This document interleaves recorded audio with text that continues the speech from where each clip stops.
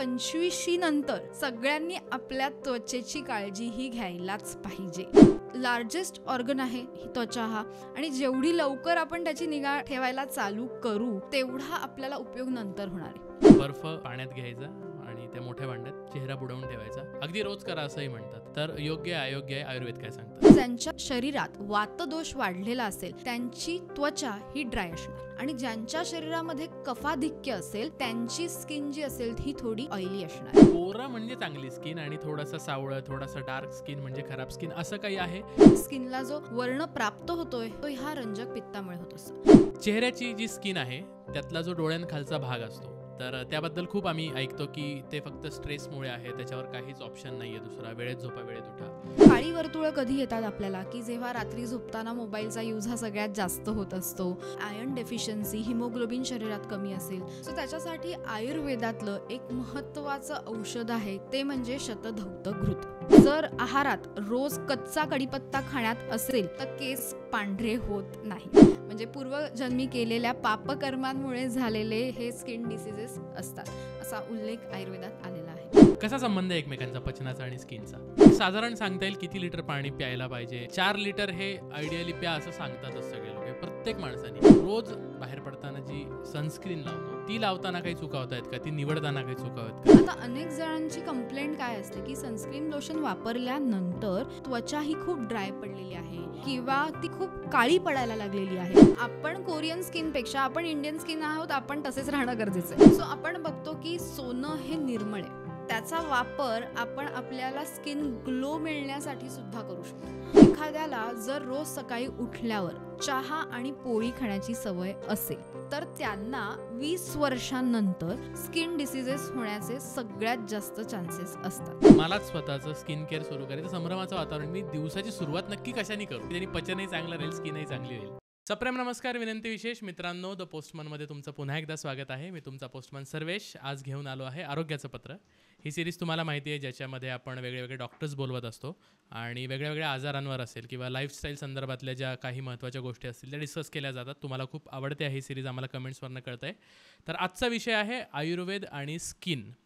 Skin आपल्या फार महत्त्वाचा घटक आहे शरीराचा. चेहऱ्याची स्किन असेल किंवा इतर शरीराची पण स्किन असेल तर त्याचे काही आजार आहेत का, किंवा जनरल आपलं स्किन केअर रुटीन आयुर्वेदानुसार आपण कसं चांगलं ठेवू शकतो.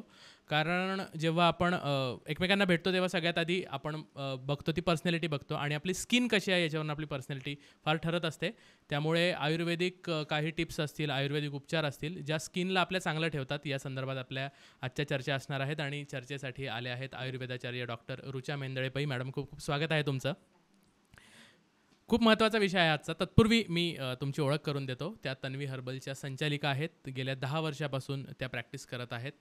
ठाणे, दादर, पुणे इथे त्यांच्या OPD आहेत. हजारो पेशंट्सवर आजवर त्यांनी उपचार केले आहेत आणि अनेक आजारांवर करतात. मात्र आजचा विषय स्किन संदर्भात आपण मर्यादित ठेवणार आहोत. तुम्हालाही काही प्रश्न असतील तर पॉडकास्ट पूर्ण ऐकून शेवटी खाली कमेंटमध्ये नक्की तुम्ही टाका, आणि त्यांच्याही काही महत्त्वाच्या लिंक्स असतील त्यांच्या प्रॉडक्ट्सच्या, त्यांच्या लोकेशन्सच्या, त्या आम्ही डिस्क्रिप्शनमध्ये देत आहोत. तर पत्राला सुरुवात करूया. तर पोस्टमनला तुम्ही सबस्क्राईब केलं नसेल तर नक्की करा आणि बेलायकन दाबा, जेणेकरून पत्रपेटीत पडणार पुढचं पत्र पडलं की सगळ्यात आधी नोटिफिकेशन तुम्हाला येईल. चला गप्पांना सुरुवात करूया.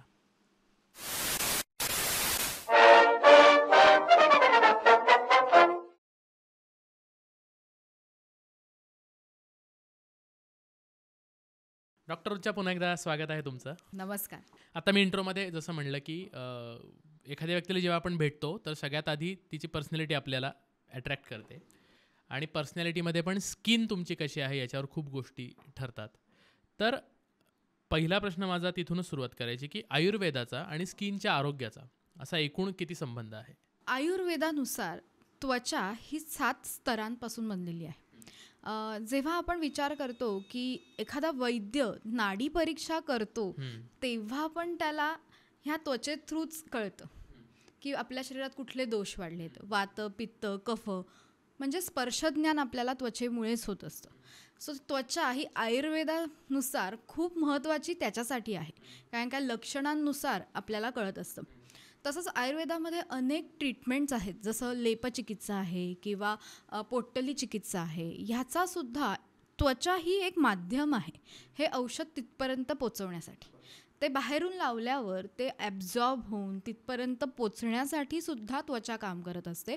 सो आयुर्वेदानुसार फक्त सौंदर्य किंवा इथपर्यंतच त्वचा हा टॉपिक सीमित नसून तो पूर्ण शरीरासाठी आहे आणि लार्जेस्ट ऑर्गन आहे स्किन, त्वचा हा.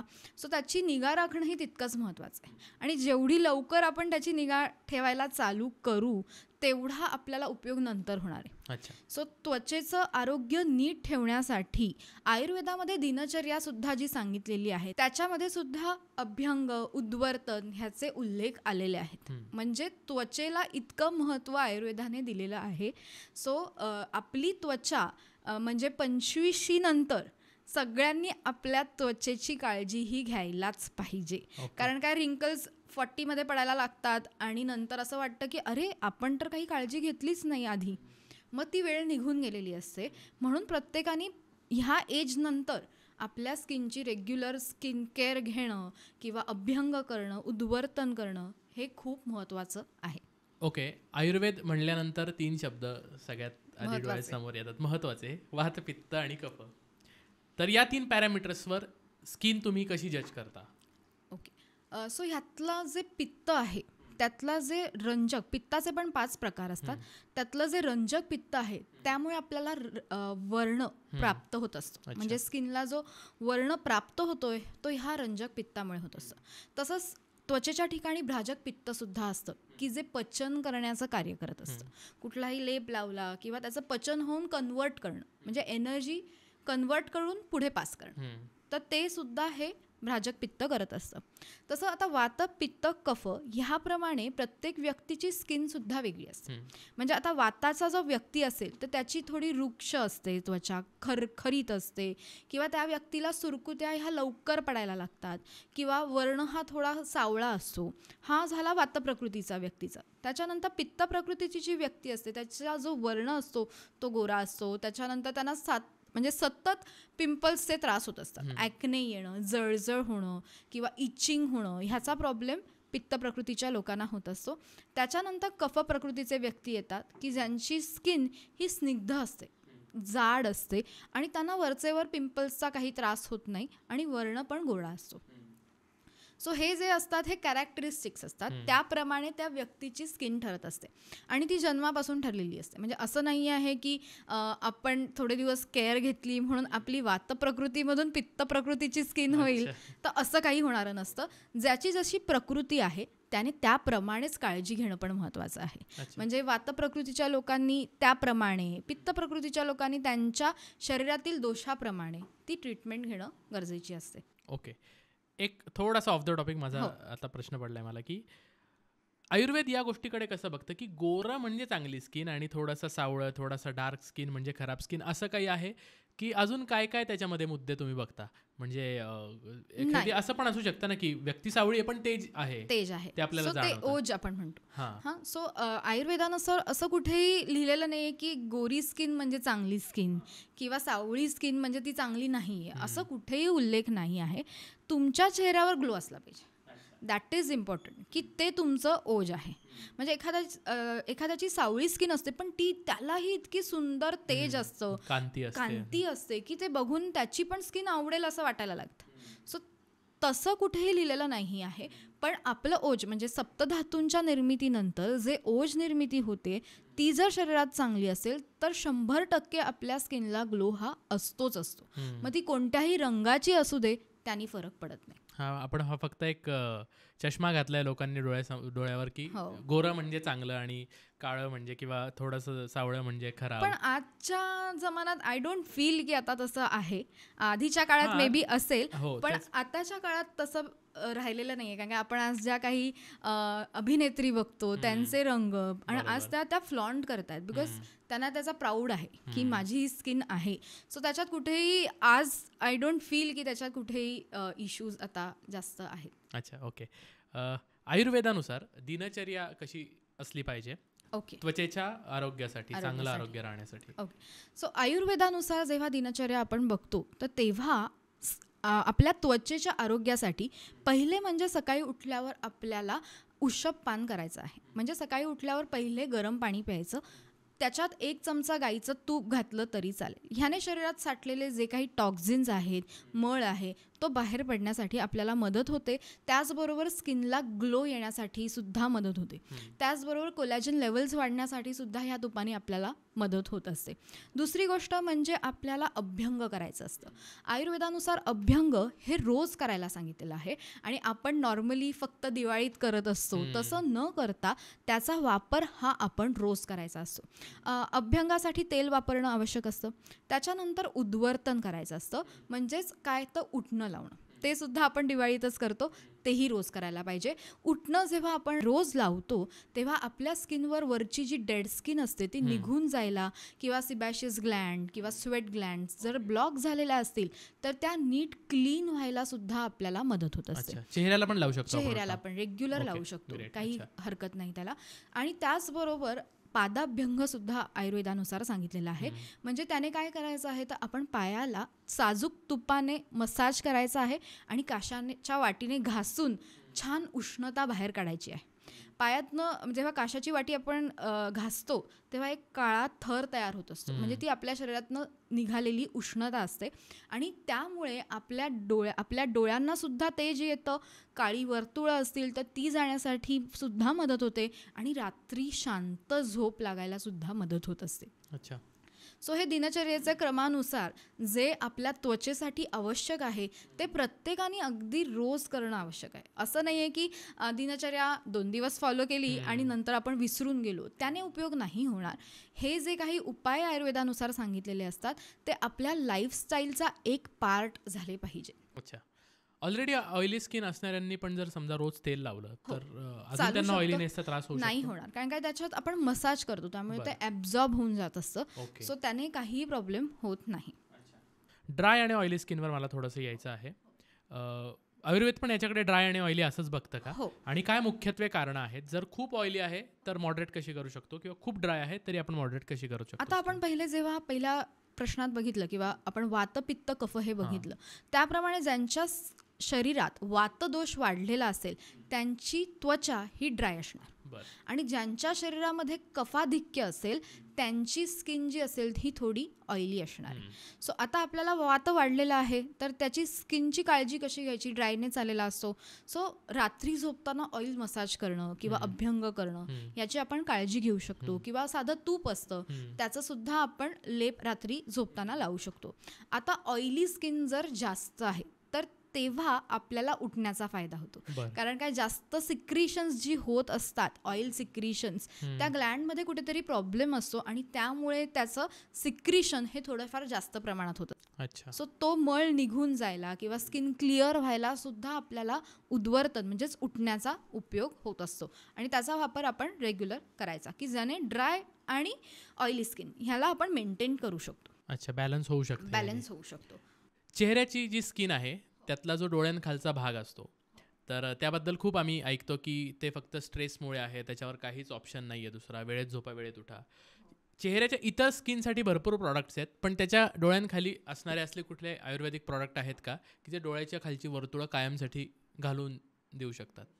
सो त्याच्यासाठी आयुर्वेदातलं एक महत्त्वाचं औषध आहे की जे अमृता समान आहे त्वचेसाठी, ते म्हणजे शतधौत घृत. आता काळी वर्तुळं कधी येतात आपल्याला की जेव्हा रात्री झोपताना मोबाईलचा यूज हा सगळ्यात जास्त होत असतो किंवा आयर्न डेफिशियन्सी, हिमोग्लोबिन शरीरात कमी असेल तर त्याने सुद्धा आपल्याला डोळ्याखाली काळी वर्तुळं ही यायला लागलेली असतात. आता शतधौत घृत हे जे बनवलं जातं ते खूप शुद्ध पद्धतीने बनवलं जातं, त्याच्यामध्ये कुठलीही केमिकल्स नसतात आणि त्यामुळे त्याचा कुठलाही साईड इफेक्ट नसतो.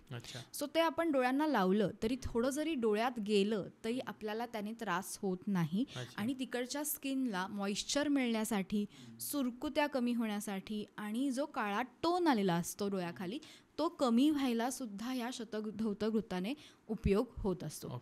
आता हे शतधौत घृत बनवण्याची जी पद्धत आहे ना ती पण खूप वेगळी आहे आणि ती आयुर्वेदानुसार त्याचा उल्लेख हा चरक संहितेमध्ये किंवा अष्टांग हृदयामध्ये आलेला आहे. सो त्याच्यामध्ये त्याचं वर्णन करताना काय सांगितलेलं आहे की शतधौत घृत ह्याचा अर्थ काय? शत म्हणजे 100, धौत म्हणजे धुतलेलं आणि घृत म्हणजे तूप. सो गाईचं तूप जे असतं ते आपल्याला तांब्याच्या पात्रात घ्यायचं असतं. त्याच्यामध्ये थंड पाणी घालून ते स्वच्छ धुवायचं असतं, गोल फिरवून रोटेशन करून. हे मंथन केल्याप्रमाणे असतं. आणि त्याच्यानंतर पहिल्यांदा 100 रोटेशन्स करायची. आपण जे पाणी घातलेलं आहे ते काढून टाकायचं, परत पाणी घालायचं आणि परत 100 वेळा रोटेशन करायचं. असं टोटली 100 रोटेशन्स आणि 100 वॉश, म्हणजे एकूण टोटल 10,000 रोटेशन्सनी बनणारं शतधौत घृत हे एकदम क्रीमी कन्सिस्टन्सीचं बनतं. म्हणजे आपण एखादं तूप बघतो तर तूप हे आपण येलोइश बघतो, पण तयार होणारं शतधौत घृत हे शुभ्र पांढऱ्या रंगाचं असतं. आणि ते इतकं मुलायम असतं की आपल्या जे त्वचेचे 7 थर सांगितलेले आहे त्या प्रत्येक थरात ते ॲब्झॉर्ब होतं. म्हणजे असं नाही की ऑइली स्किनवाल्यांनी लावलं तर ते चेहऱ्यावर ऑइली दिसेल का, तर ते इतकं पटकन ॲब्झॉर्ब होऊन जातं की ते कळणार सुद्धा नाही असं. आणि हे जे शतधौत घृत आहे हे पौर्णिमेच्या दिवशीच बनवलं जातं. आणि बनवताना मंत्र उच्चार सुद्धा करणं तितकेच महत्त्वाचे असतात. म्हणजे ते करूनच मग ते बनवलं जात असतं. आणि ते आपल्या चेहऱ्यासाठी अमृता समान मानलेलं आहे, त्वक दोष हर मानलेलं आहे. म्हणजे आपल्याला जर कुठले त्रास होत असतील स्किनचे, जळजळ होत असेल, पुरळ येत असेल, पिगमेंटेशन असेल, काळी वर्तुळं असतील, तर प्रत्येक प्रकारच्या स्किन डिसीजवर किंवा प्रॉब्लेमवर आपण त्याचा वापर करू शकतो. अच्छा, पोटातून घेऊ शकतो शतधौत घृत? ॲक्च्युली घेऊ शकतो, कारण की तूपच आहे डायरेक्टली, पण लावण्यासाठी त्याचा वापर हा सगळ्यात चांगला केला जात असतो.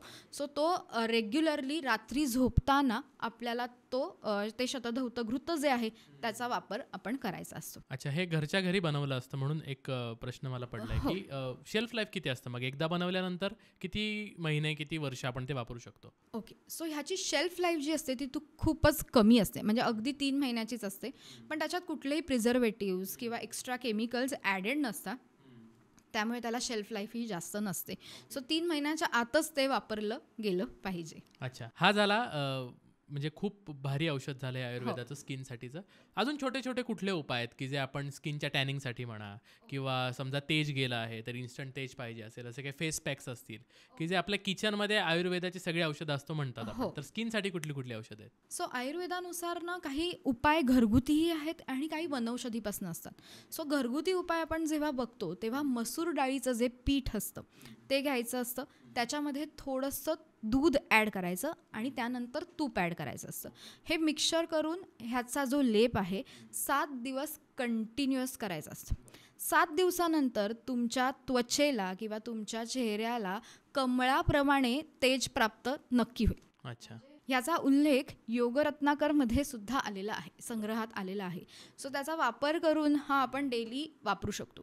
आता त्याच्यानंतर वनौषधी कुठली आहे की ज्याचा काळेपणा आला असेल तर त्याच्यासाठी आपण वापर करू शकतो, तर रुईच्या पानांचा जो चीक असतो त्याच्यामध्ये थोडीशी हळद मिक्स करून त्याचा लेप आपण चेहऱ्याला लावायचा असतो की त्याने सुद्धा चेहऱ्याला जर काळेपणा आला असेल, टॅनिंग झालेलं असेल तर ते निघून जाण्यासाठी त्याने मदत होत असते. आता हे झाले वनौषधी. आता घरगुती पण काही उपाय आपण करू शकतो की आहारातनं असं आपण काही घेतल्याने आपल्याला स्किनला ग्लो आलेला दिसू शकतो. तसं कोथिंबिरीचा रस आहे, तो सकाळी उठल्यावर रोज घ्यायचा असतो की ज्याने आपल्याला स्किनला सुद्धा छान ग्लो येण्यासाठी मदत होत असते. दुसरी गोष्ट म्हणजे फळांचा आहारामध्ये चांगला वापर करणं गरजेचं आहे. त्याने आपल्या बॉडीला अँटीऑक्सिडंट्स मिळत असतात की ज्या चांगल्या पेशी आहेत त्यांचं संरक्षण करण्यासाठी सुद्धा त्याने मदत होत असते. सो फळांचा इंटेक हा रेग्युलर असला पाहिजे आणि पाणी पण योग्य मात्रेत घेतलं गेलं पाहिजे. जर डिहायड्रेशन होत असेल तर त्याने सुद्धा स्किन एकदम डल दिसायला लागते, त्याचा ग्लो निघून जातो. सो त्यासाठी आहारामध्ये पाणी म्हणजे योग्य मात्रेत जाणं गरजेचं असतं. एक साधारण सांगता येईल किती लिटर पाणी प्यायला पाहिजे? कारण 4 लिटर हे आयडियली प्या असं सांगतातच सगळे लोक, प्रत्येक माणसाने, का ते डिफर होतं प्रत्येकाच्या प्रकृतीनुसार. सो आयुर्वेदानुसार ना पाणी पिण्याचे काही नियम सांगितलेले आहे. सो पहिला नियम काय सांगितला आहे की तुम्हाला तहान लागल्यावरच तुम्ही पाणी प्यायलं पाहिजे. तुमच्या बॉडीने तुम्हाला तो वेग दिला पाहिजे. तृष्णा हा वेग आपल्याला आला पाहिजे. जर तो येत नसेल तरी सुद्धा आपल्या शरीरात कुठेतरी बिघाड झालेला आहे असं समजायला हरकत नाही. कारण का काही पेशंट्स म्हणतात आम्हाला तहानच लागत नाही, म्हणजे त्याच्याशिवाय पाणी कसं पिऊ आम्ही. सो त्यांचा प्रॉब्लेम तिथे सॉल्व्ह करणं गरजेचं आहे. जर त्यांना तहान लागली तर ते योग्य मात्रेत पाणी पितील. त्यानंतर दुसरा जो रूल सांगितलेला आहे तो जेवणाच्या आधी अर्धा तास किंवा जेवणानंतर अर्धा तास तेव्हा पाणी प्यायचं, किंवा जेवताना आपण घोट पाणी पिऊ शकतो. म्हणजे जेवताना पाणी प्यायला काहीही हरकत नाही. कारण काय वृक्ष अन्न असेल तर ते स्निग्ध व्हायला, त्याला मृदुता यायला, त्याचं लिक्विड फॉर्मेशन नीट होण्यासाठी पाण्याची गरज असते.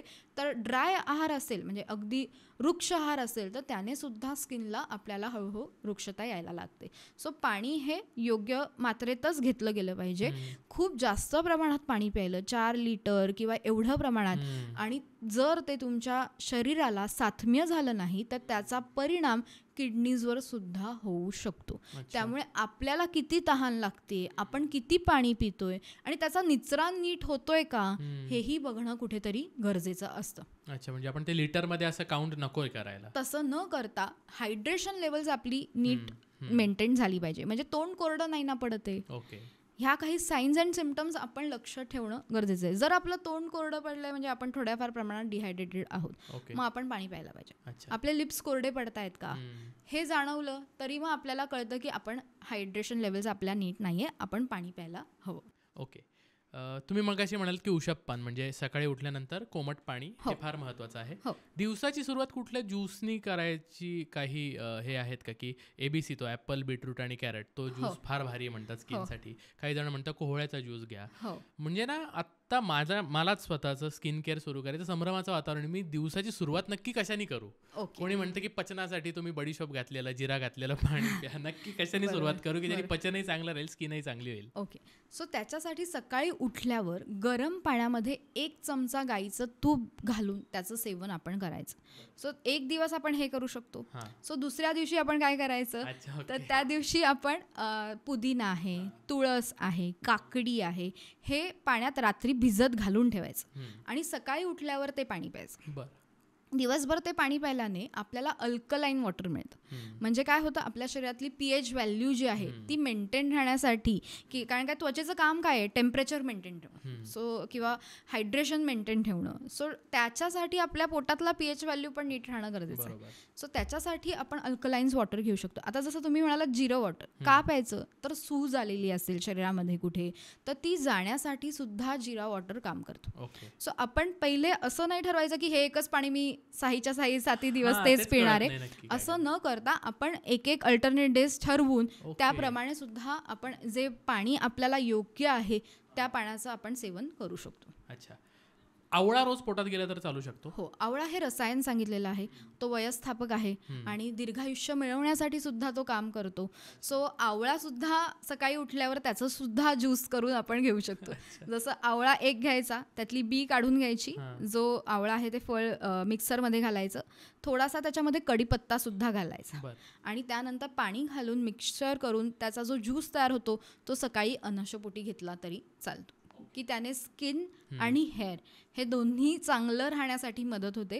कारण काय, जर आहारात रोज कच्चा कढीपत्ता खाण्यात असेल तर केस पांढरे होत नाहीत. ओके, ऑलरेडी ज्यांचे झाले त्यांना काही फायदा होतो? त्यांना कंट्रोलमध्ये राहण्यासाठी नक्कीच फायदा होईल. पण जर त्यांनी ट्रीटमेंट पोटातून घेतली तर मुळातून काळे केस येण्यासाठी सुद्धा आयुर्वेदाने मदत होत असते. सो ती वेगळी ट्रीटमेंट असते. सो त्याच्यासाठी वेळ द्यावा लागतो, 6-7 महिने द्यावे लागतात आणि त्यानंतर सुद्धा त्याला उपयोग होत असतो. ओके, आता आहाराचा विषय चालूच आहे तर हाच पूर्ण करून घेऊ आपण. दिवसाची सुरुवात पोटात काय केलं पाहिजे यानी झाली. अदरवाईज आहारामध्ये कुठल्या कुठल्या गोष्टी डेलिबरेटली ऍड केल्या पाहिजे स्किनच्या चांगल्या राहण्यासाठी? जसं हळद आपल्या आहारात प्रत्येक आहारातच असते हळद.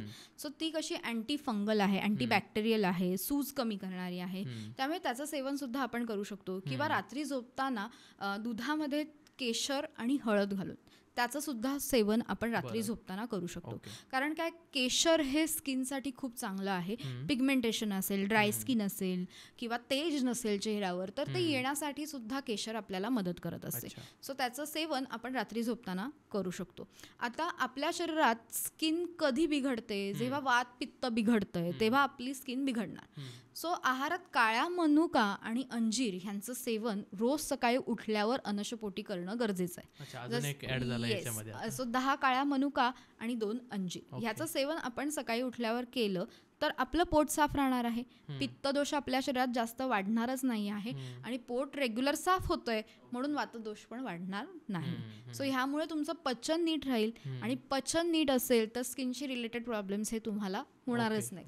कसा संबंध आहे एकमेकांचा पचनाचा आणि स्किनचा? खूप मोठा संबंध आहे. सो आपल्या शरीरामध्ये जेव्हा एखादं व्याधी निर्मिती होते ती अपचनामुळेच होते. आता जेव्हा आहाराचं सेवन आपण करतो तेव्हा एक सप्तधातूंची निर्मिती होते. म्हणजे पहिला रसधातू तयार होतो, दुसरा रक्त, मांस, मेद, अस्थि, मज्जा आणि शुक्र. सो ह्या धातूंची निर्मिती होत असताना जर त्याच्यामध्ये आपल्याला दुष्टी झाली, म्हणजे जर तयार नाही झालं, नीट तयार नाही झालं, तर आमाची निर्मिती होते. आणि हा जो आम आहे तो स्रोतसांमध्ये जाऊन चिकटून बसतो. म्हणजे कफ आणि मेद हे स्रोतसान जाऊन चिकटून बसतो आणि अवरोध निर्माण करतो. आणि जेव्हा अवरोध निर्माण होतो तेव्हा मग ते कुठेतरी स्किन वाटते हळूहळू ते प्रॉब्लेम्स बाहेर पडायला ट्राय करायला लागतात. कारण काय, कुठून तरी ते मार्ग काढणार आहेत बाहेर पडण्याचा. जर ते मध्यम मार्गातून बाहेर पडत नाही आहेत दोष, तर ते स्किन वाटे हळूहळू बाहेर पडायला लागतात आणि मग आपल्याला क्रॉनिक स्किन डिसीजेस व्हायला लागतात. जसं एक्झिमा आहे, सोरायसिस आहे. हे सगळे प्रॉब्लेम्स आहाराशी आणि मनाशी रिलेटेड जास्त आहे. अच्छा. सो आणि त्याचबरोबर पूर्वकर्मावर सुद्धा हे डिसीजेस अवलंबून असतात आयुर्वेदानुसार. म्हणजे पूर्वजन्मी केलेल्या पापकर्मांमुळे झालेले हे स्किन डिसीजेस असतात, असा उल्लेख आयुर्वेदात आलेला आहे. अच्छा, खूप थोडी कन्सेप्ट असेल. आपण त्याच्यासाठी पुन्हा एकदा नक्की भेटू, कारण इंटरेस्टिंग आहे तो पण विषय. अजून कुठल्या अशा चुका आहेत की ज्या लोक करतायत की रसायनांचा खूप जास्त वापर? मग आपण रोज आपण बाहेर पडताना जी सनस्क्रीन लावतो तर ती लावताना काही चुका होत आहेत का? ती निवडताना काही चुका होत का? त्याच्यामध्ये कुठली रसायनं अशी आहेत की मे बी ती SPF पासून तुमचं संरक्षण करू शकतील, ज्या तुमच्या रेज येत आहेत अल्ट्राव्हायोलेट, पण लॉंग टर्मसाठी ते चांगलं नाही आणि त्याच्यामध्ये आयुर्वेदात काही ऑप्शन आहे का? ओके.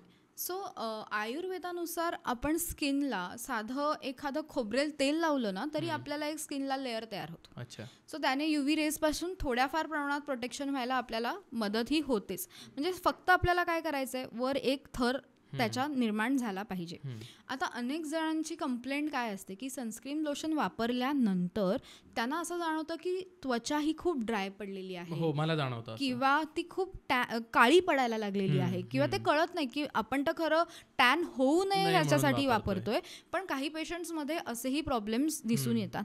सो प्रत्येकालाच ते सूट होतंय की नाही हे प्रत्येकाने स्वतःच्या स्किन टाईपनुसार ठरवणं गरजेचं असतं. काही सनस्क्रीन लोशन्स असतात की जी ॲब्झॉर्ब होतात शरीरामध्ये, UV रेज ॲब्झॉर्ब केले जातात, आणि जी काही असतात की ज्याच्यामध्ये ॲब्झॉर्प्शन होत नाहीत, ती रिफ्लेक्ट होत असतात. तर अशा वेळेस आपण योग्य ते सनस्क्रीन लोशन SPF काउंट किती हवा तो एखादा डॉक्टरला विचारूनच वापरणं योग्य असतं. म्हणजे हवं ते मार्केटला जाऊन घेऊन वापरणं किंवा ते तसं न करता किंवा खरंच गरज आहे का हे विचार करून ते ठरवणं गरजेचं असतं. की नाही वापरलं तरी काहीही हरकत नसते. अच्छा. स्किनच्या बाबतीतला एक ट्रेंडमध्ये असणारा सध्याचा शब्द आहे अँटी एजिंग किंवा रिव्हर्स एजिंग. तर आयुर्वेदात असा काही उल्लेख आहे का? आणि खरंच वय थांबण्यासाठी कुठली औषधं आहेत किंवा पोटातून काही घ्यायच्या गोष्टी आहेत, आहारात ऍड करायच्या काही गोष्टी आहेत, खरंच वय थांबवता येऊ शकतं? हो, वय रिव्हर्स करता येऊ शकतं. म्हणजे थांबवणं तर वेगळंच, रिव्हर्सही करता येऊ शकतं. सो आयुर्वेदामध्ये रसायन चिकित्सा सांगितलेली आहे. पूर्वीच्या काळी कुटी प्रावेशिक चिकित्सा अशी केली जायची की त्याच्यामध्ये त्याला आवळा खायला दिला जात असे, त्याच्यानंतर त्याची पूर्ण स्किन नवीन यायची किंवा नखं नवीन यायची, केस नवीन यायचे. पण आजकाल हे सगळं काही होत नाही. पूर्वीच्या काळी हे व्हायचं, पण त्याच्याऐवजी आपण आवळ्याचं सेवन तरी रेग्युलर रोज करू शकतो, किंवा च्यवनप्राश आहे त्याचं सुद्धा सेवन आपण रेग्युलर करू शकतो. त्याचबरोबर शतधौत घृताचा वापरसुद्धा आपण रेग्युलर अगदी करायला काहीही हरकत नाही. सो त्यांनीसुद्धा स्किन एजिंगची जी प्रोसेस आहे ती हळू करणं, किंवा आपण म्हणतो की कशामुळे चेहरा सुरकुत्या पडणं किंवा एजिंग दिसायला लागतं, तर आपल्या स्किनमध्ये 2 प्रकारची महत्त्वाची प्रोटीन्स असतात. एक तर कोलॅजन असतं आणि एक इलॅस्टिन असतं. आता हे 2 महत्त्वाची जी प्रोटीन्स आहेत त्यांचं सिक्रिशन जेव्हा हळूहळू कमी व्हायला लागतं तेव्हा आपली स्किन एकदम सुरकुतलेली किंवा त्याला डल, गळणारी अशी ती दिसायला लागते. सो आपल्याला ह्यांचं प्रोडक्शन वाढवणं हे खूप महत्त्वाचं असतं. सो हे वाढवण्यासाठी आपल्याला कुमकुमादी तेल येतं आणि त्याचा सुद्धा वापर रेग्युलर करणं, रात्री झोपताना नीट केला तरी ते कमी करण्यासाठी आपल्याला मदत होत असते. सो कुमकुमादी तेल हे ग्रंथोक्त आहे. त्याच्यामध्ये अनेक वनौषधींचा समावेश असतो, जसं मंजिष्ठा आहे, केशर आहे, अशा अनेक वनौषधीचा समावेश ह्याच्यामध्ये केलेला असतो आणि ते दुधात उकळून त्याच्यानंतर ते तेलात घातलं जात असतं आणि त्याची प्रोसेस पण ही खूप मोठी असते.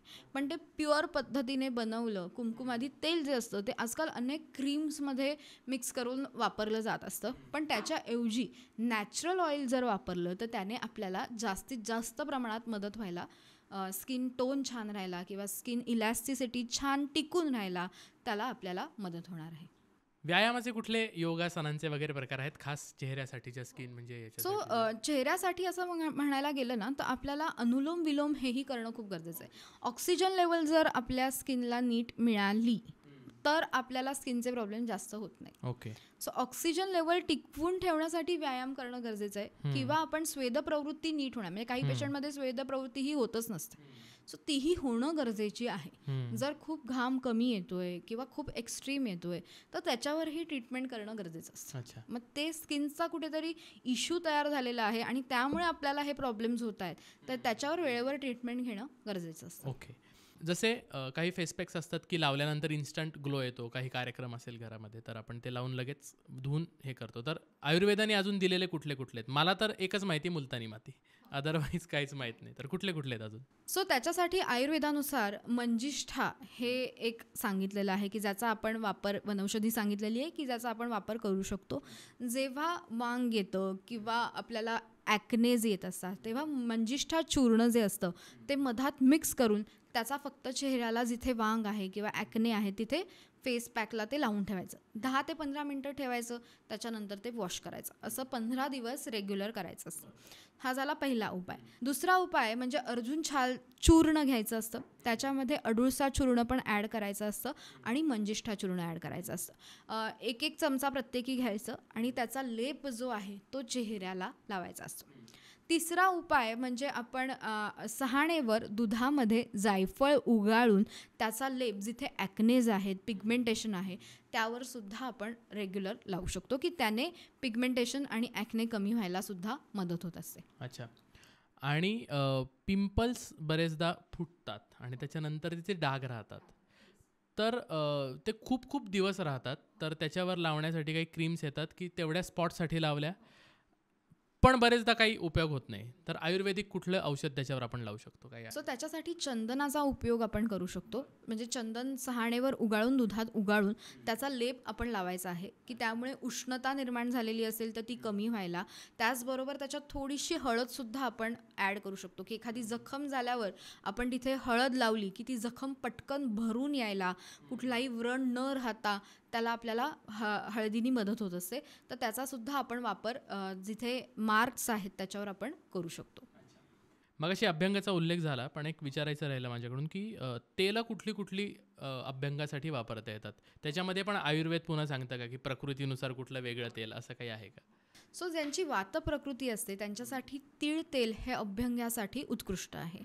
ज्यांची पित्त प्रकृती आहे त्यांना थोडंसं शीतल तेल म्हणजे शीत तेल वापरणं गरजेचं आहे. त्याच्यासाठी ते चंदनाचं तेल वापरू शकतात किंवा कोकोनट ऑइल वापरू शकतात.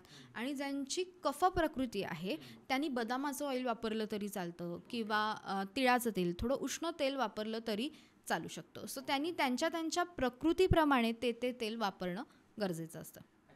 आणि आजकाल आम्ही ते फार एक फॅड पाहतो कोरियन स्किनचं, की जे काय काय राईस वॉटर तोंडावर मारायला लावतात, थोडा वेळ ठेवायचं, धुवायचं, किंवा गुलाबजल पण काही जण त्याच्यामध्ये ॲड करतात. तर त्याला सबस्टिट्यूट म्हणून आयुर्वेदात काही आहे की आयुर्वेदाने सांगितलेलं त्यांनी वेगळ्या भाषेत सांगितलं आहे? खरं असं पण आपण म्हणू शकतोच, कारण का हे सगळे उल्लेख आयुर्वेदामध्ये पूर्वीच्या काळापासून आलेले आहेत. आणि आपण कोरियन स्किनपेक्षा आपण इंडियन स्किन आहोत, आपण तसेच राहणं गरजेचं आहे. आपण त्या फॅडपाठी न जाता आपण आपली स्किन आहे, इंडियन आहे, त्याचं प्राऊड ठेवून त्याप्रमाणे त्याचा रिस्पेक्ट करून ते ठेवणं गरजेचं आहे. सो त्याच्यासाठी जे तांदळाचं पीठ येतं किंवा तांदळाची पिठी येते त्याच्यामध्ये थोडं पाणी घालून त्याचा लेप लावला तरी चालतो. सो तोही आपण लावू शकतो, त्याला काहीही प्रॉब्लेम नाही. त्याचप्रमाणे मसूर डाळीचं जे पीठ आहे ते सुद्धा आयुर्वेदात उल्लेख केलेलाच आहे की ते आपण वापरू शकतो. सो त्याच्या रेग्युलर वापराने चांगला स्किन टोन होण्यासाठी किंवा ग्लो येण्यासाठी सुद्धा सुंदर मदत होत असते. फक्त रेग्युलर यूज हे महत्त्वाचं आहे. हे खूप चेहऱ्याच्या स्किन स्पेसिफिक आत्ता आपण बोललो. मला आता अदरवाईज पण थोडंसं हे करायचं आहे की ॲलर्जीज हा पण खूप लोकांचा त्रास असतो स्किनसाठीचा. तर कुठल्या कुठल्या टाईपच्या ॲलर्जी आहेत आणि काय काय मुख्यत्वे कारणं आहेत ॲलर्जीज होण्याची? सो आता काहींमध्ये शीतपित्त येत असतं की ज्यांच्यामध्ये अंगावर पित्त उठण्याचे त्रास होत असतात किंवा अनेक प्रकारच्या वेगवेगळ्या सोरायसिस आहेत किंवा एक्झिमा आहे, हे प्रकार होत असतात. सो त्याचे कसे डाग आहेत, म्हणजे त्याचं स्थान कुठे आहे, त्याचा अवस्था कशी आहे आणि तिथे कुठला दोष वाढला आहे, ह्याप्रमाणे आपल्याला तिथे चिकित्सा करणं अपेक्षित असतं. जर स्थान कुठे आहे, म्हणजे त्याची दोष कुठला वाढलेला आहे, वात वाढलेला आहे, पित्त वाढलेला आहे का कफ वाढलेला आहे, त्याप्रमाणे तिथे आपण चिकित्सा करणं गरजेचं असतं. सो ॲलर्जी काही जणांना कसं होतं की काही खाल्ल्यावर पण शरीरावर ॲलर्जी उठायला लागते. एखाद्याला पित्तकर आहार खाल्ल्यावर पण शरीरावर ॲलर्जी उठत असते. मेथी खाल्ल्यावर, म्हणजे असं काहीतरी खाल्ल्यानंतर. शीतपित्त हा कसा डिसीज आहे, म्हणजे त्याच्यामध्ये आणि ह्याच्यात डिफरन्स जातो परत. आणि काहींना काही चावल्यानंतर त्यांच्या शरीरावर गांधी उठायला लागत असतात किंवा असे वेगवेगळे स्किन ॲलर्जीजचे प्रकार वेगवेगळे असतात. तशीच एक पेशंट माझ्या OPDला आलेली, रोसेशिया स्किन ॲलर्जी तिला झालेली होती. ते म्हणजे तिच्या कपाळावर, नाकावर, चिक्सवर, चिनवर पूर्ण लाल चट्टे होते आणि ती 6 महिने त्याच्यासाठी ट्रीटमेंट घेत होती. सगळी रासायनिक औषधं ट्राय केलेली, अनेक वेगवेगळे डॉक्टर्स तिचे ट्राय करून झालेले होते, तरी पण तिला गुण मिळाला नव्हता. ती माझ्याकडे आली आणि तिने मला अगदी सगळ्या मेडिसिन्सचे फोटो पाठवलेले होते, तिने काय काय घेतलेलं आहे सगळ्याचे. तिला मी फक्त एवढंच सांगितलं की तू औषधं घ्यायला चालू कर आणि मला तू कळव. सो तिने मला 2 दिवसानंतर स्वतःहून कळवलं की मॅडम, माझ्या चेहऱ्यावरची पूर्ण रॅश कमी झालेली आहे आणि हे मला वेगळं वाटलं की हे घडलं कसं. सो आयुर्वेदानुसार जेव्हा आपण ट्रीटमेंट करतो तेव्हा ती पित्तावर सुद्धा करतो आणि मुळाशी जाऊन सुद्धा ट्रीटमेंट करतो.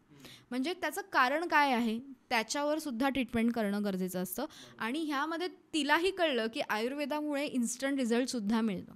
असं नाही आहे की आयुर्वेदामुळे खूप लेट 3-4 महिन्यानंतर आपल्याला फरक पडतोय, असं न होता त्या पेशंटमध्ये 2 दिवसातच तिच्या चेहऱ्यावरची, मानेवरची पूर्ण रॅश गेलेली होती. So she was very happy की मी जे 6 महिन्यात मला मिळालं नाही किंवा जे बरं होत नव्हतं ते 2 दिवसात बरं झालं. ओके. ते लाल चट्टे जसे असतात तसे काही ज्यांची खूप फेअर स्किन टोन आहे त्यांच्या याच्यावर लाल डाग दिसतात, त्याला फ्रेक्कल्स म्हणतो आपण. तर इज इट अ डिसीज किंवा तो त्यांच्या अनुवंशिक हे आलेला आहे किंवा ते पूर्ण कायमचं जाण्यासाठी काही ऑप्शन असू शकतो? सो त्याला ना आपण मेलाझ्मा म्हणतो किंवा पिगमेंटेशन म्हणतो की जे नॉर्मली स्त्रियांमध्ये after delivery or in menopause ह्या काळामध्ये सगळ्यात जास्त प्रमाणात दिसून येतात आणि त्यांच्यामध्ये बटरफ्लाय मार्क्स यायला लागतात चेहऱ्यावर, म्हणजे त्या पोझिशनमध्येच त्यांना ते पंखांसारखे, सो ते त्यांना डाग यायला लागतात. तेव्हा त्याच्यामध्ये जे मेलानिन पिगमेंट आहे त्याचं सिक्रिशन जे आहे ते जास्त प्रमाणात व्हायला लागलेलं असतं आणि त्यामुळे ते स्किनवर फ्रॅकल्स यायला लागलेले असतात. त्याच्यासाठी आयुर्वेदानुसार जे महत्त्वाचं औषध सांगितलेलं आहे ते म्हणजे चंदन, जायफळ ह्याचा पॅक तयार करायचा असतो आणि तो जिथे आपल्याला पिगमेंटेशन आलेलं आहे तिथे लावून ठेवायचा. सो त्याच्याने हळूहळू तिकडचे जे पिगमेंटेशन आहे ते कमी व्हायला सुद्धा मदत होत असते.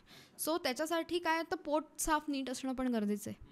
सो त्याच्यासाठी रोज रात्री झोपताना 1 चमचा त्रिफळा चूर्ण गरम पाण्याबरोबर घेणं पण गरजेचं आहे. म्हणजे शरीरातले जे काही टॉक्झिन्स आहेत, आम आहेत की जे स्किन वाटे बाहेर पडण्याचे ट्राय करतायत ते शौचा वाटे बाहेर पडणं गरजेचं आहे. तर त्याची ट्रीटमेंट ही मुळापासून होईल.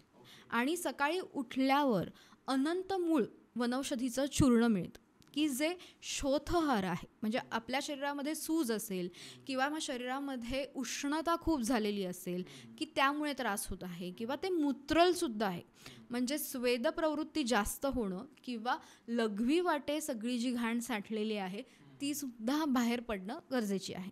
त्याच्यासाठी हे अनंत मूळ चूर्ण 1 चमचा गरम पाण्याबरोबर सकाळी घ्यायचं असतं, ज्याला आपण उपळसळी चूर्ण किंवा सारिवा चूर्ण अशा नावाने ते ओळखलं जात असतं. सो त्याचं सेवन जे आहे ते सकाळी उठल्यावर 1 चमचा गरम पाण्याबरोबर करायचं की ज्याने अनेक प्रकारचे जे काही स्किन दोष आहेत, त्वचा दोष आहेत, ते निघून जाण्यासाठी मदत होत असते. रात्री घ्यायचं तू ते त्रिफळा चूर्ण जे सांगितलं ते लॉंग टर्मसाठी आपण कायम एक लाईफस्टाईलचा भाग करू शकतो. अगदी लाईफस्टाईलचा भाग न करता 15 दिवस घेऊन मग थांबवायचं, गॅप घ्यायचा, मग परत 15 दिवसांनी आपण ते घेऊ शकतो, कारण काय त्याच्याबरोबर ते लॅक्झेटिव्हसुद्धा आहे. सो त्यामुळे ते दोन्हीचा विचार करणं आपल्याला गरजेचं असतो, म्हणजे त्याची सवयही नाही झाली पाहिजे पण त्याचा आपल्याला फायदाही झाला पाहिजे. अशा दोन्ही माध्यमातून आपण ते वापरू शकतो. अच्छा, स्किनच्या अनेक आजारांपैकी एक फार महत्त्वाचा आणि मोठा, ज्याच्यावर एक पूर्ण खरं तर पॉडकास्ट होऊ शकतो, पण मला जस्ट टच करायचा आहे त्याला, तो म्हणजे सोरायसिस. हो, तर इज सोरायसिस क्युरेबल? आयुर्वेदामध्ये त्याच्यावर काही ऑप्शन आहे की फक्त आपण तो कंट्रोलमध्ये ठेवू शकतो, हा एकच पर्याय? क्युरेबल म्हणजे कसं असतं की जेव्हा रासायनिक औषधं घेत असतो किंवा स्टिरॉइड्स घेत असतो, ती जोपर्यंत आपण घेतोय तोपर्यंत आपल्याला ते स्किनवर दिसत नाही. ज्या दिवशी आपण ते थांबवतो तेव्हा मात्र आपल्याला परत त्या स्किनचे जे काही खवले आहेत किंवा ते परत तयार व्हायला लागतात. सो आयुर्वेदानुसार आपण जेव्हा ट्रीटमेंट करतो तेव्हा त्याला खूप चांगला गुण मिळतो आणि ते लॉंग टर्मपर्यंत परत न होण्यासाठी चान्सेस खूप सगळ्यात जास्त असतात. माझी एक पेशंट होती, तिच्या पूर्ण शरीरावर सोरायसिसचे पॅचेस होते. तिचे मिस्टर येऊन मला क्लिनिकला 3 वेळा भेटून गेलेले होते आणि त्यांनी सांगितलं की मॅडम हे बरं होईल का, किंवा तिला काय ह्यातनं सुटका कशी होईल तिची ह्याच्यातनं. सो त्यांना मी सांगितलं की तुम्ही OPDला या, आपण ट्रीटमेंट चालू करूयात, आपण मग बघूयात किती दिवसात फरक पडतोय, काय आहे. सो 15 दिवसात ट्रिमेंडस फरक त्या स्त्रीमध्ये दिसून आलेला होता.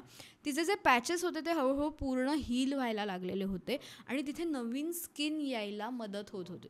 सो आता तिला कुठेही शरीरावर एक 6 महिन्यानंतर कुठेही स्किनला सोरायसिसचे पॅचेस नाही आहेत आणि आता ती नॉर्मल लाईफ जगते. बिकॉज नाहीतर अशा पेशंट्समध्ये सायकोसोमॅटिक डिसीज असल्यामुळे किंवा ऑटो इम्युन डिसीज आपण म्हणतो त्याप्रमाणे असल्यामुळे त्यांना ह्याचा खूप स्ट्रेस लेवल्स खूप जास्त असतात आणि आयुर्वेदानुसार ह्याला आपण किटिभ कुष्ठ म्हणतो. सो ह्याच्यासाठी आपण ज्येष्ठमध वापरतो किंवा शतधौत घृत आहे, चंदन आहे, ह्याचा सुद्धा वापर आपण सोरायसिसच्या पॅचेसवर लावण्यासाठी करू शकतो. किंवा महातिक्त घृत जे आहे त्याचा सुद्धा वापर आपण पोटातून घ्यायला आणि बाहेरून राहायला दोन्हीसाठी आपण ते वापर करू शकतो. जेव्हा सोरायसिसची ट्रीटमेंट आपण करतो तर त्यांच्यामध्ये पहिलं लक्षण जे सगळ्यात जास्त दिसून येतं ते म्हणजे इचिंग असतं. सो पहिले इचिंग कमी होण्यासाठी पोटात जंत तर नाही आहेत ना, त्याच्यावर सुद्धा ट्रीटमेंट करणं गरजेची असते. सो पोटातले जंत जाणं गरजेचं असतं आणि त्याचबरोबर पित्त आणि कफ ह्याचं सुद्धा शमन होणं गरजेचं असतं. यानुसार त्यांना ट्रीटमेंट दिली जाते. त्याचबरोबर तिथे लावायला लेपचिकित्सासुद्धा दिली जात असते, उठणं दिलं जात असतं आणि एक किशोन ऑइंटमेंट म्हणून आहे ते सुद्धा तिथे लावायला दिलं जात असतं. म्हणजे ते ऑइंटमेंट असं आहे ना की ते ऑल पर्पज आहे, म्हणजे कुठलाही स्किन प्रॉब्लेम असू दे त्या प्रत्येक, म्हणजे ड्राय स्किन असू दे, ड्राय लिप्स असू देत किंवा पायाला भेगा पडलेल्या असू देत किंवा पाईल्स फिशर ह्याचा प्रॉब्लेम होत असू दे, त्याच्यावर सुद्धा ते उपयुक्त आहे. म्हणजे ते ऑलराऊंडरसारखं काम करतं. त्यामुळे त्याचा वापर पेशंट रेग्युलर करत असतात. आजकाल म्हणजे गेल्या काही वर्षांमध्ये मानसिक आरोग्याबद्दल खूप बोललं जातं आणि खूप लोक सिरियसली घ्यायला लागलेत आता त्याला. तर स्किन आणि मानसिक आरोग्य याचा काही संबंध आहे का? तुमची मानसिक स्थिती कशी आहे हे तुमच्या स्किनवरून कोणी एखादा व्यक्ती सांगू शकतो का? ज्या व्यक्तीला खूप राग येतो किंवा जो व्यक्ती सतत चिडचिड करत असतो अशांमध्ये मेलाझ्मा किंवा पिगमेंटेशनचं प्रमाण हे सगळ्यात जास्त दिसून येतं. सो अशा पेशंट्समध्ये त्यांचं पित्त कमी होणं गरजेचं आहे किंवा त्यांचं मानसिक आरोग्यसुद्धा नीट ठेवणं गरजेचं आहे. त्यासाठी आयुर्वेदानुसार काही पंचकर्म सांगितलेली असतात, जसं शिरोधारा आहे, नस्यचिकित्सा आहे, त्याचासुद्धा वापर आपण करू शकतो. शिरोधारा ही तुपापासून, तेलापासून, तक्रापासून, काढ्यापासून केली जात असते. जी व्यक्तीची जी प्रकृती आहे त्याप्रमाणे शिरोधाराही केली जात असते. नस्य हे केलं जातं की ज्याच्यामध्ये मनावर कंट्रोल करणाऱ्या काही वनौषधी असतात. जसं ब्राह्मी आहे, शंखपुष्पी आहे, मंडूकपर्णी आहे. यापासून बनवलेलं जे तूप असतं त्याचासुद्धा, म्हणजे ब्राह्मी तूप आहे, त्याचासुद्धा आपण नस्य करण्यासाठी वापर करू शकतो, की ज्याने आपलं मानसिक आरोग्य नीट राहण्यासाठी सुद्धा आपल्याला मदत होत असते. नस्य कधी करतात आणि रात्री झोपताना की पहाटे? सकाळी केलं तरी चालतं. पहिले डोळ्यांच्या भोवती, नाकाच्या भागी थोडंसं स्नेहन करायचं असतं, तेल लावायचं असतं. त्याच्यानंतर थोडीशी वाफ द्यायची असते आणि मग त्याच्यानंतर प्रत्येक नाकपुडीत 2 थेंब तूप घालायचं असतं आणि नंतर जे तूप घातलेलं असतं ते घशात येतं आणि ते नंतर थुंकून टाकायचं असतं. गार्गल करून ते वॉश करून टाकायचं, वॉश आउट करायचं असतं. नस्यासोबत कायम एक शब्द मी अजून एक ऐकतो, जलनेती. तर ते स्किनसाठी चांगलं आहे? जलनेती हे स्किनसाठी चांगलं आहे, कारण काय ते जर साठलेला कफ असेल तर तो शुद्ध करण्यासाठी, म्हणजे चॅनल ब्लॉक्स असतील तर ते क्लिअर करण्यासाठी ते चांगलं काम करतं. कशी करतात जलनेती? जलनेती हे एका नाकपुडीमधनं जे एक यंत्र येतं त्याच्यानुसार ते पाणी घातलं जातं आणि दुसऱ्या नाकपुडीतनं ते पाणी काढलं जात असतं. अच्छा, ओके. सो त्याने ती रेग्युलर केल्याने, पण ज्याला नीट जमते किंवा अंडर गायडन्सच ती करणं गरजेची आहे. म्हणजे एखादा वैद्य असताना किंवा त्यांच्यासमोर करणं ते उपयुक्त जास्त ठरतं. अच्छा, कारण मी मध्यंतरी रील्समध्ये वगैरे पण पाहिलेलं की ते करा, स्किनच्या आरोग्यासाठी चांगलं असतं. अजून काही गोष्टी ज्या वरचेवर वाचण्यात आल्या होत्या, तर त्याच्यामध्ये एक शब्द होता गोल्डन वॉटर. तर त्याचा आणि स्किनच्या आरोग्याचा किती संबंध आहे, कसं वापरायचं? आणि सो आपण बघतो की सोनं हे निर्मळ आहे. सोन्याला कधीही डाग लागत नाही किंवा ते कधीही गंजत नाही, कधीही खराब होत नाही. त्याविरुद्ध आपण बघतो की चांदी ही थोडे दिवसांनी काळी पडायला लागते किंवा तांब्याला निळसर, काळसर असे डाग पडायला लागतात किंवा आपण बघतो की लोखंड गंजून जातं. पण त्याच्यामध्ये सोनं हे 100 नंबरी आहे. म्हणजे त्याचा वापर आपण आपल्याला स्किन ग्लो मिळण्यासाठी सुद्धा करू शकतो. सो 1 ग्राम सोन्याची तार घ्यायची, 2 ग्लास पाणी घ्यायचं, ते उकळायचं आणि 1/4 करायचं. त्याच्यानंतर अनशपोटी त्याचं सेवन करायचं. त्याच्यामध्ये कुठलीही सोन्याची घट होत नाही किंवा सोनं वितळत नाही, असं काहीही होत नाही. पण त्यामध्ये, त्या पाण्यामध्ये त्या सोन्याचे गुणधर्म उतरतात आणि त्याचं सेवन आपण सकाळी अनशपोटी करायचं. आणि त्यानंतर अर्धा तास कुठलाही ब्रेकफास्ट वगैरे किंवा काही खायचं नाही. हे पथ्य पाळणं गरजेचं असतं, की त्याने एकतर आयुष्यवर्धनासाठी सुद्धा आपल्याला मदत होणार आहे, त्याबरोबर आपल्या स्किनला छान ग्लो येण्यासाठी सुद्धा आपल्याला मदत होणार आहे. म्हणजे सोनं आपली स्किन उजळवू शकतं एवढी कारण काय त्याला आपण जसं बघितलं की ते निर्मळ आहे, त्याप्रमाणे ते स्किनला पण निर्मळ ठेवणार आहे. अनेक लोक अजून स्किनच्या काही तक्रारींनी त्रस्त आहेत, ते म्हणजे फंगल इन्फेक्शन. हो. तर अनेकदा मला स्वतःला त्याचा त्रास झाला होता जेव्हा मी गाव सोडून पुण्यात येऊन पाणी बदललं होतं. तर मला माहीत असलेला तो एकच फॅक्टर आहे. अजून काय काय फॅक्टर्स आहेत फंगल इन्फेक्शन होण्याचे, आणि अर्ली स्टेजला डिटेक्ट करून आपण तो काय आयुर्वेदिक औषधं आपण घेऊन तो टाळू शकतो किंवा थांबवू शकतो? सो फंगल इन्फेक्शनचा जेव्हा आपण विचार करतो तर तेव्हा जसं आपण भिंतीवर पाणीचं प्रमाण जास्त झालं की त्याच्यावर कसा फंगस धरायला लागतो किंवा त्याच्यावर ओल धरते, त्याच्यावर मग काळी काळी जे एक बुरशी धरायला लागते, त्याप्रमाणे ती स्किनवर पण धरायला लागते. हळूहळू काय होतं, त्याची वाढ व्हायला लागते. त्याचे जंतू जे आहेत ते आपल्या शरीरात असतात आणि त्यांची अंडी असतात आणि हळूहळू त्यांचं प्रमाण वाढायला लागतं. ते 500पर्यंत पोचतात, आपल्याला त्याचा त्रास व्हायला लागतो. आपण औषधं घेतो आणि आपल्याला ते 1000पर्यंत गेल्यावर थोडं अजून त्रास होत असतो. पण 1000 नंतर ते परत 500ला येतात औषधं घेऊन, तेव्हा आपल्याला बरं वाटायला लागतं. मग आपण औषधं घेणं थांबवतो आणि त्यानंतर 500 नंतर ती परत 1000पर्यंत जातात. कारण काय त्यांची पूर्ण अंडी ही गेलेली नसतात आणि त्यामुळे ते वरचेवर, म्हणजे कितीही ट्रीटमेंट घेतल्या तरी त्याचा जो काही त्रास आहे तो वरचेवर होतच राहतो. अशा वेळेस आयुर्वेदानुसार ट्रीटमेंट करताना एकतर जंताची ट्रीटमेंट करणं गरजेची आहे, पोटातले जे जंतू आहेत ते निघून जाणं गरजेचं आहे. त्याचप्रमाणे आहारातील काही चुका असतात त्याही आपण सुधारणं गरजेच्या असतात. सो ते करणं गरजेचं आहे. म्हणजे जर आपल्याला गोड खावंसं वाटायला लागतं, मग तेव्हा गोड पूर्ण वर्ज्य करणं गरजेचं आहे. ती जागा पूर्णतः ड्राय राहणं गरजेची आहे. आणि तिथे आयुर्वेदानुसार म्हणजे उठणं जे असतं ते आपण लावू शकतो. त्याचनंतर तिथे लेपचिकित्सा किंवा क्रीम्स लावायला, ऑइंटमेंट्स असतात ती लावणं गरजेची असतात की ज्याने त्याचा प्रमाण वाढणार नाही. जेव्हा आपण एखादं क्रीम लावतो तिकडे तर त्याच्यात अजून ग्रोथ होते. सो तेव्हा क्रीम न लावता ऑइंटमेंट्स थोड्याफार प्रमाणात आपल्याला तिथे हेल्प करू शकतात. सो ते न करता तसं करणं गरजेचं असतं. किंवा त्रिफळा आहे किंवा आरगवद आहे, बहावा आहे, ह्यांचं पाणी तयार करून हे अंघोळीच्या वेळेस तिथे वॉशसाठी वापरणं गरजेचं आहे की त्याने ती जागा धुतली की तिथले जे काही जंत आहेत ते पूर्णतः मरून जाण्यासाठी सुद्धा मदत होत असते. तिकडे येणारी जी खाज आहे ती सुद्धा कमी व्हायला मदत होत असते. हे सगळे जे त्रास आहेत स्किनचे, याच्यामध्ये कुठल्या आहाराच्या चुका आहेत का? म्हणजे आपण कुठल्या गोष्टी खातोय आणि त्याच्यामुळे हे सगळे त्रास उद्भवत आहेत, असे कुठले कुठले पदार्थ आहेत किंवा कुठले कुठले व्यंजन आहेत? सो आयुर्वेदानुसार जे पहिलं सांगितलेलं आहे अनेक डिसीजचं पहिलं कारण ते म्हणजे विरुद्ध आहार आहे.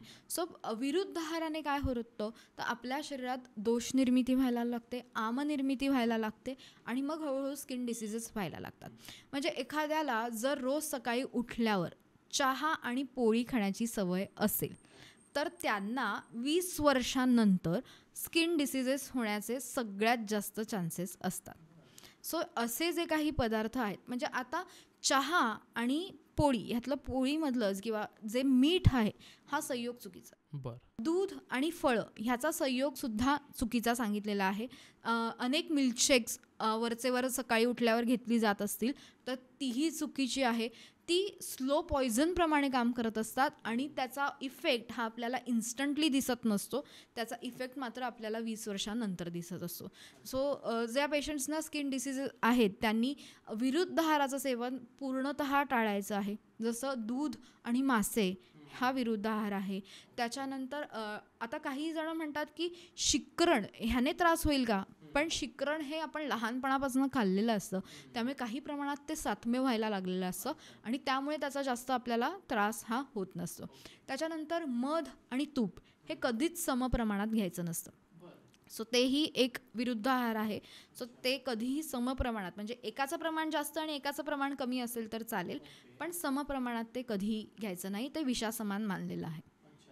सो हे सगळे जे विरुद्ध आहार सांगितलेलं आहे त्याचं पूर्णतः आपण त्याला टाळायचं आहे. आपल्या आहारात जर ह्या चुका होत असतील तर त्या वेळीच थांबवणंही खूप गरजेचं आहे. अच्छा, या गोष्टी एकत्र घेणं मग तो विरुद्ध आहार होतो ना. म्हणजे समजा तुम्ही फळं खाल्लीत आणि 2 तासानंतर समजा दूध पिलं तर दॅट इज ओके. त्याला काहीच प्रॉब्लेम नाही. एकत्र करून नाही एकत्र जसं आपण दुधामध्ये जर लिंबू पिळलं तर दूध हे लगेच फाटतं. हा संयोग चुकीचा आहे आणि तो विषच तयार करतोय त्याच्यानंतर होणारं जे आहे ते. सो ते आपण खायचं नाही. सो त्याचा संयोग जो आहे तो चुकीचा आहे. म्हणजे एखादं उष्णवीर्य आहे, एखादं शीतवीर्य आहे, तर ह्याचं एकत्र खाणं, म्हणजे एखादा पिझ्झा खातोय आणि कोल्ड्रिंक बरोबर घेतोय तर हा खरा विरुद्ध आहार आहे.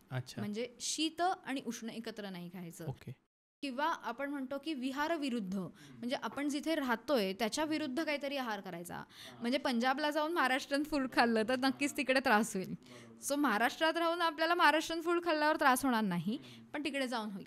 सो आपल्याला जिथे राहतोय त्याप्रमाणे तिकडचा आहार हा सात्म्य व्हायला लागतो. तिकडनं आपल्याला त्याचा जास्त त्रास होत नाही. अच्छा, अजून एक आम्ही कायम ऐकतो, जर चुकीचं असेल तर करेक्ट करा, की जेवणात मिठाचं प्रमाण हे अगदी खारट म्हणण्यापेक्षा पण चवीपेक्षा थोडंसं कमीच असावं. तर मिठाचा आणि त्वचेच्या आरोग्याचा काही संबंध डिरेक्टली आहे का? तसा खूप जास्त मोठा संबंध आहे.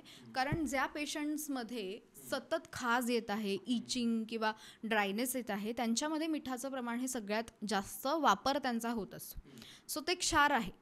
त्यामुळे क्षार सेवनाने आपल्या शरीरामध्ये म्हणजे सतत इचिंग त्या पेशंट्समध्ये व्हायला लागलेलं असतं.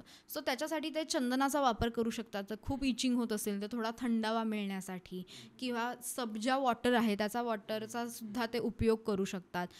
शरीरात खूप उष्णता वाढली असेल, त्याच्यामुळे जर गळू येत असतील तर त्याच्यासाठी सुद्धा आपण सब्जा वॉटरचा यूज करू शकतो.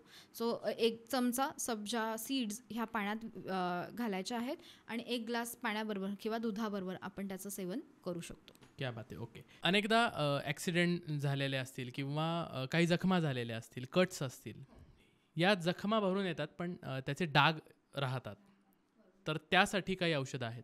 तो जेव्हा जखमा होतात तेव्हा आपल्याला तेव्हा काहीतरी वेळेवर ट्रीटमेंट करणं गरजेचे. आपण त्याच्याकडे दुर्लक्ष केलं, थोड्या दिवसांनी ट्रीटमेंट करूयात, तर तिथले स्कार राहणार. जसं पिंपल जे फोडतात त्यांचे स्कार्स राहतात, ती काइंड ऑफ जखमच आहे. ती जखम आहे. सो त्यांना पहिले सांगणं गरजेचं आहे की तुम्ही पिंपल्स फोडू नका. जखमा असतील तर त्याच्यावर लावायला त्रिफळा चूर्ण घ्यायचं, थोडंसं मध घ्यायचा, तूप घ्यायचं आणि हळद घ्यायची. ह्याचं चूर्ण जे बनेल ते तिथे लावून ठेवायचं त्या जखमेवर आणि त्रिफळा क्वाथाने नंतर ती जखम पूर्ण स्वच्छ धुवायची. सो ह्याने तिकडचे जे काही स्कार्स असतील तर ते न राहण्यासाठी सुद्धा मदत होते आणि ती स्किन म्हणजे जखम नीट भरून यायला सुद्धा मदत होत असते.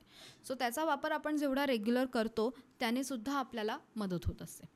एक ट्रेंडिंग प्रकार आहे स्किन टायटनिंगचा, ओके. की बर्फ पाण्यात घ्यायचा आणि त्या मोठ्या भांड्यात चेहरा बुडवून ठेवायचा. अगदी रोज करा असंही म्हणतात. हो. तर योग्य आहे अयोग्य आहे, आयुर्वेद काय सांगतं? आयुर्वेदानुसार आपण काय म्हणतो की तिथे रक्तपुरवठा नीट झाला की तिथे सगळं नीट मिळणार. ओके. तर एवढ्या थंडीत सगळा रक्तपुरवठा येऊन तिकडे येणार आहे पहिले, की रक्तपुरवठ्याला एक साईन मिळते की अरे काहीतरी वेगळं झालंय. अच्छा. ओके. आपल्याला जाऊन तिथे पहिले जायचं. अच्छा. जसं आता फायर अलाराम्स असतात ते वाजल्यावर सगळे कुठे पळतात पहिले, की जिथे आग लागलेली आहे तिथे पळतात. त्याप्रमाणे जेव्हा आपण ह्या एवढ्या बर्फात पटकन चेहरा घालतो तेव्हा तिथे रक्तपुरवठा हा फास्ट व्हायला लागतो. म्हणजे त्यामुळे काय होतं की तिथे ऑक्सिजन लेवल्स फटाफट वाढायला लागतात आणि तो आपण लगेच बाहेर पण काढतो. सो टेम्परेचर बदल घडत असतो. सो तो मेंटेन राहणं आणि त्यामुळे सुद्धा स्किन ग्लो येण्यासाठी त्याने मदत होत असते. पण ते कसं असतं की थंडावा मिळणं किंवा उष्णता असेल, टॉक्झिन्स असतील तर तेव्हाच्या तेव्हा त्या पाण्यात ते सगळी धूळ मळ किंवा पोल्युशनच आजकाल एवढं वाढलेलं आहे की त्याने सुद्धा त्याला मदत होत असते. अच्छा. पण त्याने असं होतं का स्किन टायटनिंग झाल्यामुळे पोर सुद्धा आकुंचन पावले आणि बंद झाले? पाण्याचं प्रमाण वाढतं तिथे. आपल्याला जे पाणी आहे, हायड्रेशन लेवल्स वाढतात स्किनच्या, त्यामुळे पोर्स ओपन असतील तर ते क्लोज व्हायला थोड्याफार प्रमाणात मदत होत असेल. पण मेनली पोटातून औषध घेणं हे खूप महत्त्वाचं आहे. हे टेम्पररी हे बाह्य उपचार झाले. पण आयुर्वेदानुसार त्याच्यासाठी मेनली जे केले जातात ते आतून पोटातून औषध घेणं हेच त्याला महत्त्वाचं उत्तर आहे. क्या बात आहे. ओके. शेवटाकडे येतोय डॉक्टर आपण. हेल्दी स्किनसाठी आयुर्वेदानुसार एक समअप करून काही क्रिस्प टिप्स आम्हाला तुमच्याकडून पाहिजेत, की जनरल रुटीनसाठी तुम्ही हे सगळं पाळा आणि स्किन तुम्ही हेल्दी जास्तीत जास्त ठेवू शकता. ओके. सो पहिली गोष्ट म्हणजे पाणी नीट प्या, तहान लागल्यावर पाणी प्या. दुसरी गोष्ट म्हणजे आपल्या स्किनला नीट ठेवण्यासाठी त्याला तेलाचा मालिश करा, रोज करा. शतधौतघृताचा वापरसुद्धा रोज रात्री झोपताना करायचा आहे, की ज्याने आपली स्किन मॉइश्चर नीट मेंटेन राहणार आहे आणि स्किनला ग्लो येण्यासाठी सुद्धा आपल्याला मदत होणार आहे. त्याचनंतर चौथी गोष्ट म्हणजे आवळ्याचं सेवन जे आहे ते आहारामध्ये रेग्युलर करायचं आहे. रसायन चूर्णांचा किंवा रसायन कल्पांचा वापर हा आपण आहारात रेग्युलर करायचा आहे.